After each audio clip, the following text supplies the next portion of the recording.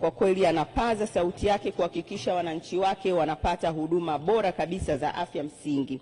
Na nilipokuwa kwenye ziara katika jimbo lake, kwa kweli alizungumza na nikamhakikishia, na naomba niendelee kumhakikishia kwamba serikali ya awamu ya 6 ipo kazini, na ndio maana utaona fedha tayari zimeshaanza kuja. Hii milioni 250 kwa ajili ya ujenzi wa jengo la kuhudumia wagonjwa, yani OPD, katika kituo cha afya cha Kasenga tayari imekuja. Lakini kuna fedha nyingine kupitia mfuko wa TASAF ambayo itaenda kwenye kituo cha kata ya Nyamirembe, na yenyewe inakuja. Lakini kuna milioni 250 ambayo inaletwa na Mheshimiwa Daktari Samia Suluhu Hassan katika mwaka huu wa budget kwa ajili ya kujenga kituo cha afya cha kimkakati katika jimbo lako.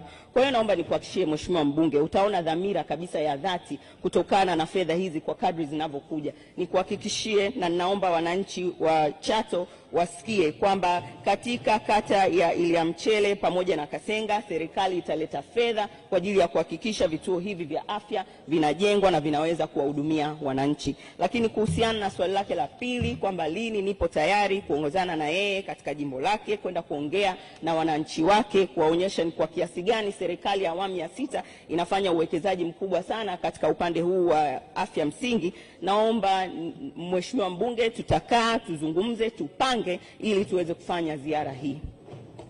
Mheshimiwa Silvia.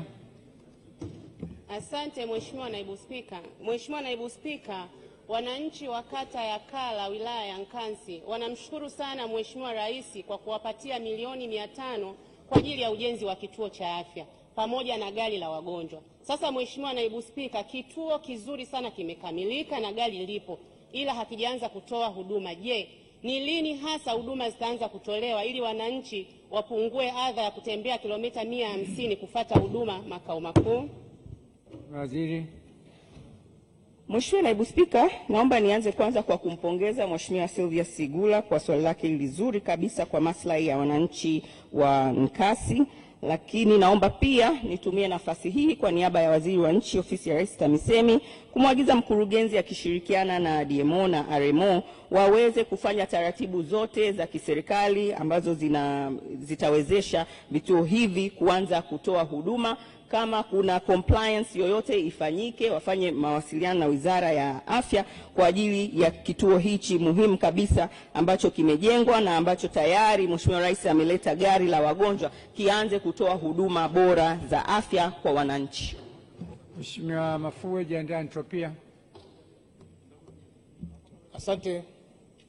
Asante Mheshimiwa Naibu Spika. Kwanza nawapa pole wananchi wa jimbo la Hai kwa kuondokewa na Baba Askofu Dr. Emmanuel Lazaro, muasisi wa kanisa la TIG. Mheshimiwa Spika, naishukuru serikali ilituletea fedha milioni 250 tukaanza ujenzi wa kituo cha afya Mkwansira na sasa kinatoa huduma. Je, serikali ina mpango gani wa kuleta fedha milioni 250 awamu ya pili? Mheshimiwa Waziri, kwa kifupi sana. Mheshimiwa Naibu Spika, naomba nianze kwanza kwa kumpongeza Mheshimiwa Sasisha Mafue ambaye amekuwa akifanya ufuatiliaji wa karibu sana kuhakikisha kwamba sekta ya afya msingi inaimarika katika jimbo lake. Ni kweli serikali ilileta milioni 250 kwa ajili ya kuanza majengo ya awali ya kituo hichi cha afya, na tayari kituo hichi cha afya kimeanza kutoa huduma. Sasa kazi ya serikali ni kuendelea kuleta fedha. Tutaleta milioni 250 kwa ajili ya majengo ya awamu ya pili ili kituo hicho cha afya kiwe kina majengo yote yanayohitajika kwa ajili ya kutoa huduma bora kabisa ya afya. Mheshimiwa Msukuma. Nakushukuru sana Mheshimiwa Naibu Spika. Mheshimiwa Naibu Spika, tumepokea barua za ujenzi wa vituo vya afya milioni 250. Lakini mpaka sasa pesa hazijaja na mfumo wa serikali ni kama bado na wiki 2 tu sitoe tena pesa mpaka mwakani. Je, Mheshimiwa Naibu Waziri, ni lini sasa pesa hizo zitaachwa ili tukimbizana na kujenga vituo vya afya? Mheshimiwa Waziri, kwa kifupi. Mheshimiwa Naibu Spika, naomba nianze kwanza kwa kumpongeza Mheshimiwa Joseph Kasheku kwa swali lake hilo zuri kabisa lenye maslahi kwa ajili ya wananchi wake, lakini kwa ajili ya wabunge wote waliomo humu. Ni kweli kabisa serikali ya awamu ya 6 kwa kipekee kabisa imetenga bajeti bilioni 53.5 kwa ajili ya ujenzi wa vituo vya afya vya kimkakati katika majimbo 214. Na naomba nitoe taarifa hii kwamba katika mwaka huu wa budget fedha hizi zitaanza kufika katika vituo hivi vya afya ili viweze kujengwa na viweze kutoa huduma bora ya afya kwa ajili ya wananchi. Naomba nimhakikishie Mheshimiwa Joseph Kisheku kwamba kabla ya mwaka wa fedha haujaisha, fedha hizi zitakuwa zimefika katika kituo hichi cha afya cha kimkakati katika jimbo lake kwa ajili ya kuanza kujenga majengo ya awali. Lakini vivyo hivyo kwa baadhi ya waheshimiwa wabunge pia, na fedha hizo zitaanza kutoka kwa ajili ya majengo hayo ya awali katika hivi vituo vya afya vya kimkakati. Asante Mheshimiwa Abdalla Chikota kwa niaba ya Mheshimiwa Kororo. Asante Mheshimiwa Naibu Spika, naomba sasa swali namba 420 kwa niaba ya Mheshimiwa Abdalla Dadi Chikota alipate majibu ya serikali. Mheshimiwa Waziri. Mheshimiwa Naibu Spika, halmashauri ya wilaya ya Nanyumbu mwaka 2023-2024 imepokea magari mawili ya kubebea wagonjwa ambayo yamepelekwa kwenye kituo cha afya cha Majengo na hospitali ya mji wa Nanyamba. Aidha, kituo cha afya Kitaya kinahudumiwa na gari kutoka hospitali ya mji Nanyamba, ambapo umbali kati ya vituo hivyo ni takriban kilomita 50. Mheshimiwa Naibu Spika, serikali itaendelea kutenga bajeti kwa ajili ya ununuzi wa magari ya wagonjwa kwa awamu kwa ajili ya vituo vya afya vyenye uhitaji kote nchini, kikiwemo kituo cha afya cha Kitaya. Mheshimiwa Kororo. Asante Mheshimiwa Naibu Spika, kwanza niweke kumbukumbu za bunge sahihi. Ni halmashauri ya wilaya ya Nanyamba, sio Nanyumbu. Nanyumbu ni halmashauri nyingine. Mheshimiwa Naibu Spika, baada ya masahisho hayo, kwanza naomba sisi wananchi wa Nanyamba tunamshukuru sana Dr. Samia Suluhu Hassan kwa kupata gari katika kituo cha afya ya Majengo. Lakini nina maswali mawili madogo ya nyongeza. Mheshimiwa Naibu Waziri, kituo cha afya cha Kitaya kiko mpakani kabisa mwa Tanzania na Msumbiji, na hayo maeneo nadhani unayafahamu. Je, serikali ina mkakati gani wa haraka wa kutupatia gari ya wagonjwa katika kituo hiko? Alafu swali la pili, halmashauri ya wilaya Nanyamba kwenye hospitali ile ya halmashauri na hivyo vituo vya afya tuna x-ray mashine 2, lakini katika hizo x-ray mashine 2 zote hatuna mtaalamu hata mmoja, hivyo kuwasababishia wananchi kwenda umbali mrefu kupata huduma ya x-ray. Je, serikali ina mkakati gani wa haraka kutupatia wataalamu ambao tumewaomba kwa muda mrefu ili wananchi wakapate huduma hiyo ya x-ray badala ya kusafiri umbali wa kilomita 100 ama 150?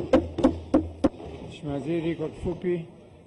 Mheshimiwa Naibu Spika, naomba nianze kwanza kwa kumpongeza Mheshimiwa Agnes Okororo aliyeuliza swali hili kwa niaba, na naomba ni mtaarifu kwamba serikali ya awamu ya 6 tayari imenunua magari ya kubebea wagonjwa 382, lakini imenunua magari 210 kwa ajili ya uratibu, ambayo magari haya yamesambazwa kote nchini, lakini ikiwemo halmashauri ya wilaya ya Nanyamba. Na nafahamu uhitaji mkubwa ambao kituo cha afya cha Kitaya inao, na hasa katika kupata gari la wagonjwa, lakini naomba nimhakikishie Mheshimiwa mbunge kwamba serikali kama vile ilivyoanza kutangulia kununua magari haya ya kubebea wagonjwa 382, itanunua magari mengine na kuyasambaza katika maeneo yenye uhitaji mkubwa, ikiwemo katika kituo hichi cha kituo cha afya cha Kitaya. Lakini kuhusiana na swali lake la pili kuhusu mtaalamu wa x-ray machine, Mheshimiwa Abdalla Dadi Chikota alifika katika ofisi zetu na akawa ameeleza uhitaji huu mahususi kabisa, na naomba nimhakikishie Mheshimiwa mbunge kwamba tayari swala hili tunalifanyia kazi ili aweze wapatikane hawa watumishi wataalam wa mashine hizi za x-ray, mashine ambazo zitawasaidia wananchi kupata huduma bora za afya. Tutaleta wataalam ili waweze kuoperate mashine hizi na kuweza kutoa huduma bora kwa Watanzania. Mheshimiwa Antropia. Nakushukuru Mheshimiwa Naibu Spika. Wilaya ya Kyerwa kijiografia ni pana sana na tuna vituo vya afya 5 tukiwa na magari ya wagonjwa 2 kata ya Morongo pia na Nkwenda. Ni kwa nini sasa serikali isione umuhimu wa kuweka gari la wagonjwa katika kila tarafa, yani gari liongezeke katika tarafa ya Mabira ili kurahisisha huduma ya wananchi wetu ambao eneo kijiografia sio zuri? Mheshimiwa Waziri. Mheshimiwa Naibu Spika, naomba nianze kwanza kwa kumpongeza Mheshimiwa mbunge, na naomba nimpe taarifa kwamba serikali ya awamu ya 6 tayari imenunua magari ya kubebea wagonjwa 382 na magari ya uratibu 210, na dhamira ya serikali ni kuendelea kununua magari haya na kuyasambaza kote nchini kwa kuzingatia maeneo yenye uhitaji mkubwa. Naelewa kwamba katika wilaya ya Kyerwa kuna uhitaji mkubwa wa kupata magari haya ya kubebea wagonjwa, na naomba nikuhakikishie kwamba serikali italeta magari haya, itatafuta fedha, itanunua magari haya, itasambaza kote nchini ikiwemo Kyerwa kwa ajili ya kutoa huduma bora ya afya kwa Watanzania. Mheshimiwa, tunaendelea. Mheshimiwa Getere. Je, kwa nini vijiji vyenye maeneo ya mnada havipati mgao wa 20% ya mapato ya mnada? Mheshimiwa Waziri. Mheshimiwa Naibu Spika, serikali inatambua umuhimu wa vijiji vinavyotoa maeneo kwa ajili ya shughuli za minada na mchango wake katika ukusanyaji wa mapato ya ndani ya halmashauri. Mheshimiwa Naibu Spika, mapato yanayokusanywa kutoka kwenye minada huingizwa katika mfuko mkuu wa halmashauri na kutumika kwa mujibu wa bajeti iliyoidhinishwa kwa kuzingatia vipaumbele vya maendeleo katika maeneo yote ya halmashauri, ikiwemo vijiji vinavyohusika na mnada.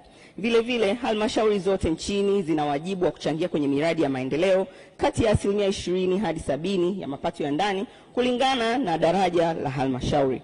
Mheshimiwa Naibu Spika, ili kuwezesha vijiji kugharamia shughuli ndogo ndogo za kiofisi, serikali imetoa maelekezo katika mwongozo wa bajeti kwa kila halmashauri kupeleka kati ya shilingi 100,000 hadi 200,000 kwenye vijiji kila robo ya mwaka kutoka kwenye mapato ya ndani kwa ajili ya uendeshaji wa ofisi. Kiasi hicho cha fedha hutegemea daraja la halmashauri husika.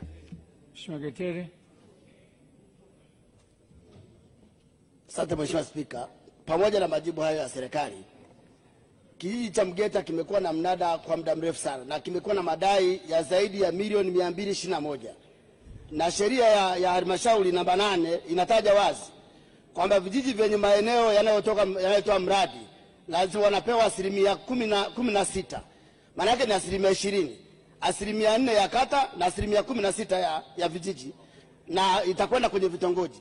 Sasa ni lini sasa serikali itatoa maelekezo ya mnada wa Mgeta, wanakijiji wa serikali ya kijiji cha Mgeta kupewa fedha zao? Swali la pili, mnada wa Hunyari hauna uzio. Ni lini sasa serikali itajenga uzio kwenye mnada wa Hunyari? Mheshimiwa Waziri. Mheshimiwa Naibu Spika, naomba nianze kwanza kwa kumpongeza Mheshimiwa Boniface Getere kwa maswali yake haya mawili mazuri, na naomba nitumie nafasi hii kuendelea kuwakumbusha wakurugenzi katika mamlaka zetu za serikali za mitaa kuzingatia muongozo wa bajeti ambao unazitaka halmashauri kutenga fedha kupitia mapato ya ndani kuzirudisha katika vijiji vyetu, katika kata, kwa kuzingatia daraja la halmashauri. Sasa mpaka wakati huu fedha za uendeshaji ambazo tayari zimetoka na kwenda katika kata, vijiji na mitaa ni bilioni 4.69, lakini tunataka tuendelee kuhakikisha kwamba vijiji vyetu hivi, lakini kata na mitaa na vitongoji hazikosi pesa kwa ajili ya uendeshaji wa shughuli zake ndogo ndogo. Kwa hiyo naomba nitoe msisitizo huo, wakurugenzi wote wa mamlaka zetu za serikali za mitaa waweze kuzingatia muongozo huu wa bajeti uliotolewa na warudishe hizi fedha katika ngazi hizo kwa ajili ya kuendesha shughuli zao. Lakini kuhusiana na hii pia maelekezo haya yanaenda pia katika kijiji cha Mgeta na chenyewe kiweze kupelekewa fedha kinachostahili kwenye kijiji hichi. Lakini kuhusiana na eneo la mnada wa Unyali, naomba pia nitumie nafasi hii kwa niaba ya Waziri wa Nchi Ofisi ya Rais TAMISEMI kumwagiza mkurugenzi wa halmashauri aweze kuweka katika mipango na bajeti kupitia mapato ya ndani ya halmashauri ili waweze kuona namna gani wanajenga uzio katika eneo hili la mnada. Asante Mheshimiwa Waziri, na ni bora kila mkurugenzi sasa awe na TV ili maelekezo yake ukiyatoa na mkurugenzi huko alipo kwa Getere asikie na aone. Asante Mheshimiwa. Tuendelea. Ofisi ya Rais, utawala bora, Mheshimiwa Maganga. Je, serikali ina mpango gani wa kutoa ajira kwa wahitimu wa vyuo nchini? Swali hilo linapatiwa majibu na Mheshimiwa Naibu Waziri Deus Sangu.